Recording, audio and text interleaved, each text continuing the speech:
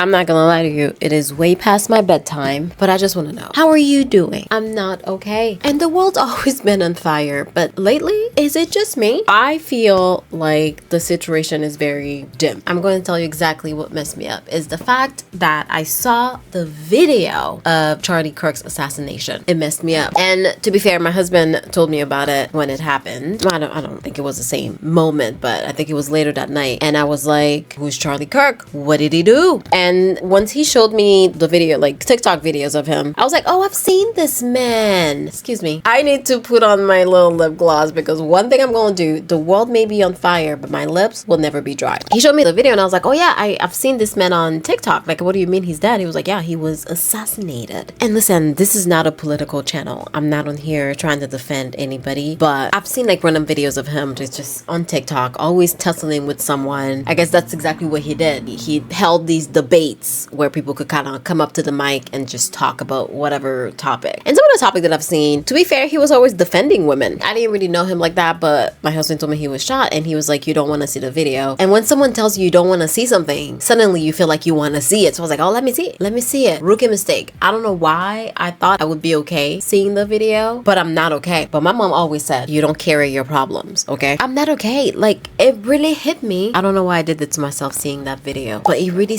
took me to a random place. First of all, I thought it was odd that no one was talking about it on my timeline, but I do forgive the girls that I follow because, you know, I either follow a whole bunch of business advice people or the girls, people that are doing their hair and makeup. So I was like, you know, it's fine. I'm not going to expect influencers to talk about political violence. That's not their job. They didn't sign up to talk about political violence. They sign up to show you how they do their hair. And as an influencer myself or someone who's online, I don't know if I really want to claim myself as an influencer, but someone who's online, I really dislike it when people are telling me what I should talk about, because if you want to talk about it, you'll talk about it on your own platform. You know what I'm saying? But I feel like it was kind of odd. But in any case, once I talked about it a little bit in my stories, because I was like, oh my God, this is really messing me up. Mad people came in and were like, oh no, don't talk about him. Don't defend him. Like, people were happy that he was gone. And I was like, where is our humanity? How can you watch someone get assassinated and rejoice? So I went down the rabbit hole a little bit. I was like, is this man a racist? Is he a bigot? This video may be all over the place, but let's Google Charlie Kirk a little bit. We're not gonna dwell on him, but all I have to say is the fact that my heart breaks for another human being. And of course, I went down the rabbit hole. I watched some of his videos, and not just the little clips that people put together, because that's exactly what people were doing in my stories. They were sending me videos and were like, oh, this is what he said. And it'll be like half a sentence. Where's the full sentence? Where's the rest of what he said? And you know me, I've been online for so long, and my number one rule when it comes to being on the internet is that I never believe what I see. Actually, when I saw the video, I asked my husband right away, I'm like, is this AI? This can't be real. And he told me it wasn't AI, but I didn't really truly believe it until the next day. I was like, oh my God, this is true. This man is dead and was like literally assassinated in broad daylight in front of his family, in front of a whole bunch of college kids.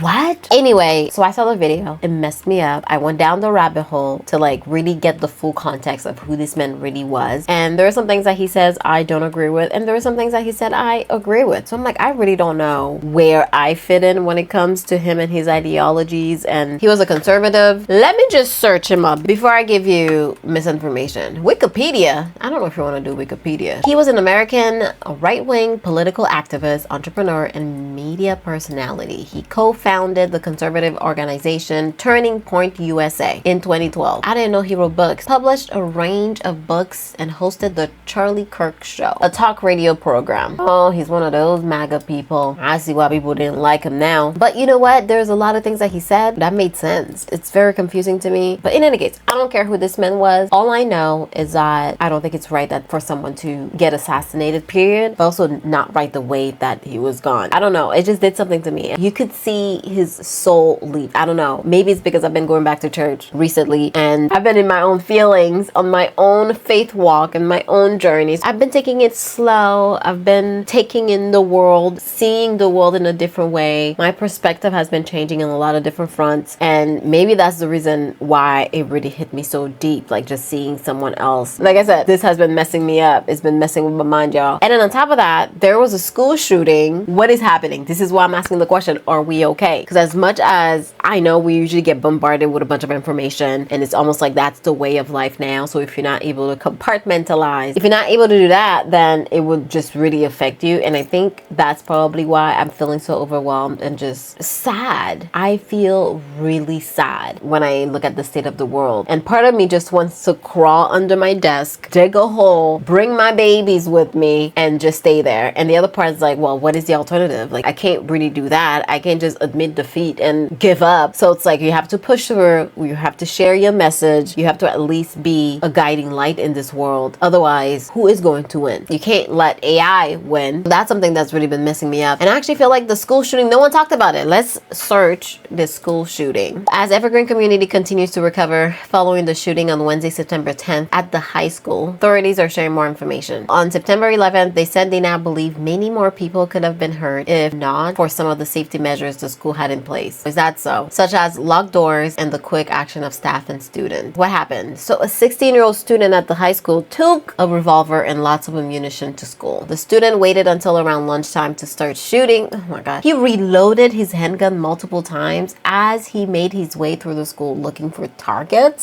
16-year-old. He would fire and reload, fire and reload. What? This went on and on. As he did that, he tried to find new targets. He came up against a roadblock on many of those doors. He couldn't get to those kids. Well, how many passed away? The 16-year-old used a revolver to shoot a student as well as windows and lockers. He was unable to reach more students behind closed doors. What is going on in these people's lives? And you know, as much as all of this is happening, I feel like there's still so much that is not being talked about in the world. Like, I'm Haitian, I don't know if you guys know that, but Haiti is in complete shambles, and I never hear anything about Haiti. Not in the news. And actually, Haiti is so bad that I go to church with my mom, and they have special masses just for Haiti. Part of me kind of feel numb to it, because ever since I've been a little girl, I've been hearing, let's pray for Haiti, masses for Haiti, Haiti's in shambles. But this, what's going on right now, they had a priest came, I don't know if he lives in Haiti and he was just visiting, but what he's been doing basically is going from church to church all around North America to actually talk about what's going on in Haiti, because the situation is so bad, right? And the thing is, you don't hear about it anywhere else. I never hear about Haiti in the news. First of all, they assassinated the last president, and that was the last dead body I've seen. And like, my mom, I don't think she realized how sensitive, first of all, I am, but I'm just not used to seeing just random dead bodies. And when it happened, she showed me a picture. The picture has been circulating social media when the president was assassinated. This is a couple of years ago, by the way. And I don't know if you know, was that even in the news that the Haitian president was assassinated? Like in 2021.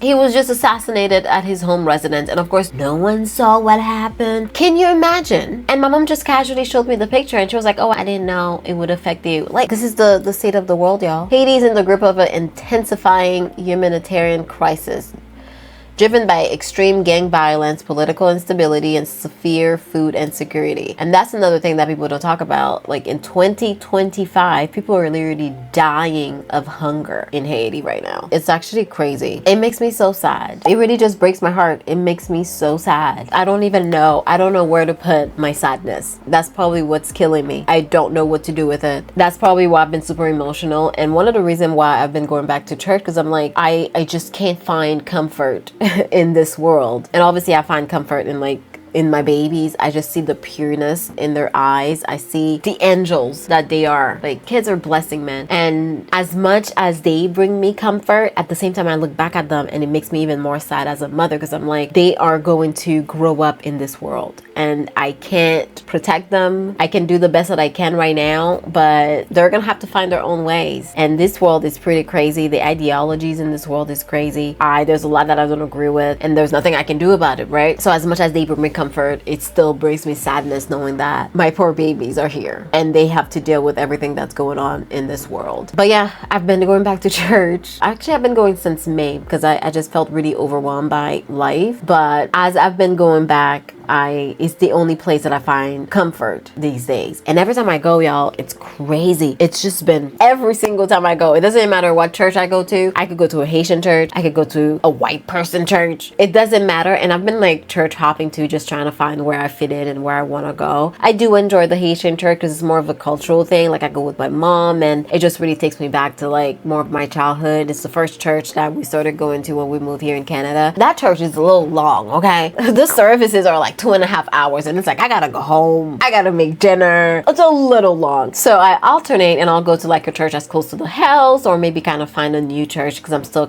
still figuring out what I want to do. In any case, there's a church that I go that's close to the house, and I'll go with my baby, and every time I go, like, I'll just be holding him, and he's all happy and cooing, and the tears are just flowing out of me. I don't even know where I've been holding in all of those tears, because every time I go to church, it comes right out of me. I not only have been going to church, but I started reading my Bible too, because I'm like, this world is just so wicked, and if I can find some sort of comfort in something, if I can find something that I actually believe in, and I've been drawn to the words for a little bit now. I've been fighting it for like a couple of years, but now finally I'm giving myself to the Lord, because this world is crazy and I just don't know what else to do with myself. That said, I've been reading my Bible, y'all, and it's a process, okay? I feel like I've only read the first page, and every time I read it, I fall asleep. I'm not gonna sit here and pretend that I'm this perfect person going to church every single Sunday. I didn't even go last Sunday, but I'm trying my best, and I'm also trying to go back to the roots of it all and like reading the Bible for myself, because I feel like everything that I know about religion, everything I know about faith is obviously what my parents kind of instilled in me and what the world has been telling me, and I felt like at some point I just didn't really agree with a lot, so I stopped going for years. And especially after my dad passed away, I was actually really angry. I didn't know where to place that anger, so I was kind of angry at God. I felt like it was very unfair that he would let something like that happen to our family. You know, everything happens for a reason, you know. I don't know what you want for us, Lord, but you know, who am I to tell him what to do? In any case, I didn't go for a really long time, and lately I've been going back, and this video is gonna be all over the place, but I just want to hold this space for us to kind of share. How are you doing? That's the whole point of this video, because it just feels like everything is so grim, okay? I don't know the word to use. It's almost like hopeless, and I don't want to use that word, because I'm like, no,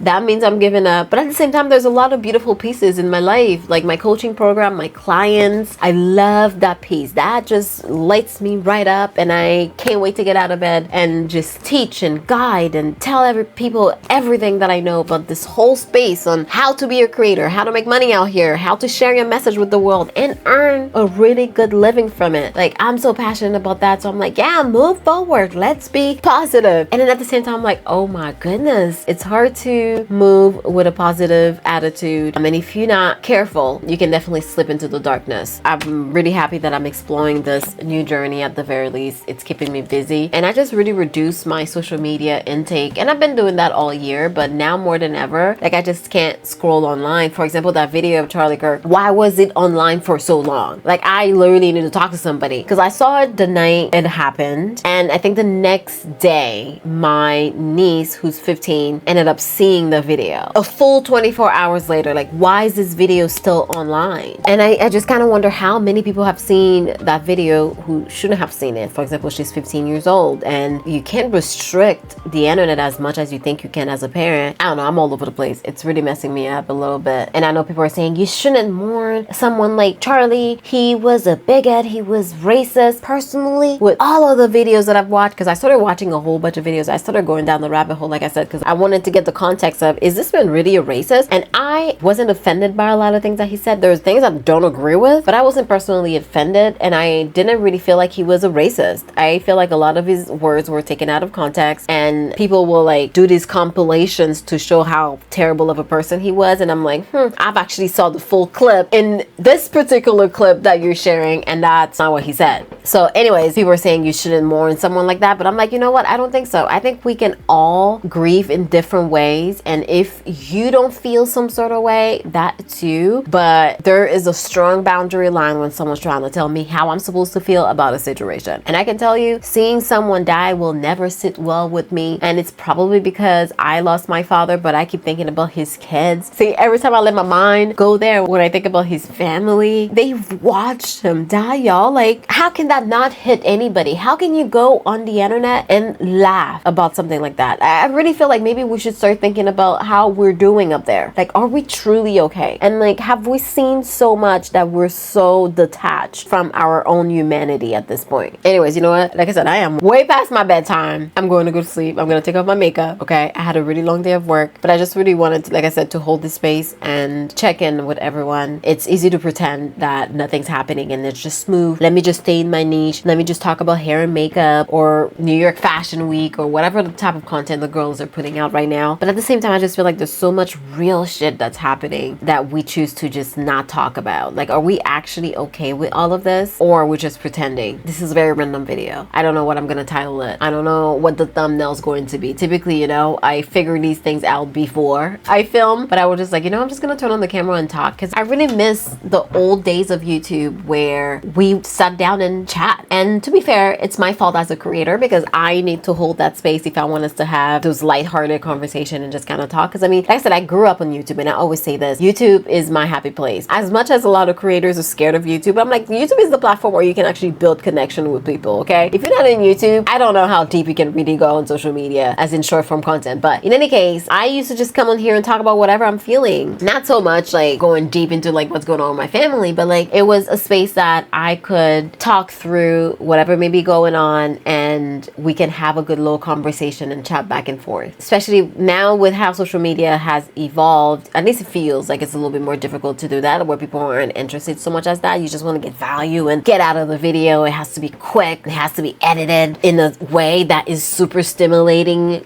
because people's attention span has gone through hell. And I find myself missing the old days where things were slower, where it was like a easy, slow conversation, like you were chatting with a friend, like we're at a bar or something talking to one another. Not that I drink or anything anymore, but oh my god, am I boring? Am I boring now? I guess so. Anyways, it's fine. Have a good night. I hope you're doing okay, whatever may be going on, girl. And I know times are tough, but you have to keep moving. You really do. One thing at a time, one day at a time, sometimes 1 hour at a time. If you make enough good decisions in the moment, it's going to have a compounding effect, and you are going to be well on your way towards your success, whatever that looks like for you. Just one decision at a time. Like today, I was like, you know what? I don't feel like filming this video, but I was like, I've been thinking about doing it for a while. I might as well do it. So I made the decision to do it. Yes, I'm up a little later than I wanted to, but I'm gonna go to bed after this. I'm going to feel good, and it's a decision that I wanted to make, and I did it. So I'm going to take that with me. So whatever may be going on in your life, and I know, like I said, it's difficult. I know it's overwhelming, and sometimes it just feels like there is no hope, but I guarantee you that there is a lot of hope. Don't let fear win, okay? Not this time. All right, have a good night.